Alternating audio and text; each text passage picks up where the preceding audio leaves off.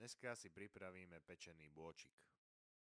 Mám tu tento pekný vysoký kus bôčika, do ktorého si zo spodu urobíme zárezy nejakým takýmto spôsobom. Takisto ich urobíme z druhej strany, aby nám vznikla takáto mrežovaná mozaika. Poprašíme ho olejom, bude nám tak lepšie držať korenie.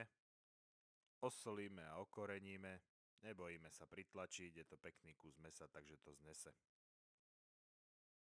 Ten istý postup zopakuj aj so zmesou korenia. Ja som použil Sweet Wrap od MMGčka.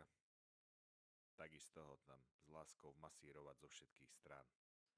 Bôčik si ideálne zavákuj, keď nemáš vakuovačku, tak do nejakej dosky a ulož ho aspoň na 48 hodín do chladničky. Po tých 48 hodinách ho nechaj hodinku spamätať, zabal ho do alobalu a následne ho daj piecť na 130 stupňov cca na 5 hodín.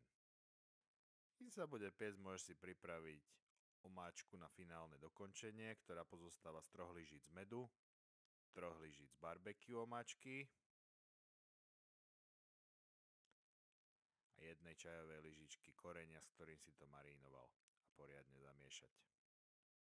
Po tých 5 hodinách vytiahneš tento krásny mekučký kúsok, potreš ho zo všetkých strán tou zarobenou majčou, ako je, ja hovorím, glazúrovou omáčkou, a po natretí ho dáš do trúby na 200 stupňov pod horúci vzduch.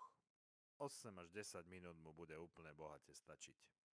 Medzi tým si môžeš pripraviť nakladanú zeleninu, čerstvý chrumkavý chlebík a do stredu položíš ten poklad.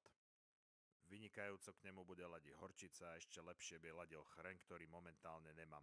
Dobrú chuť a vidíme sa na budúce.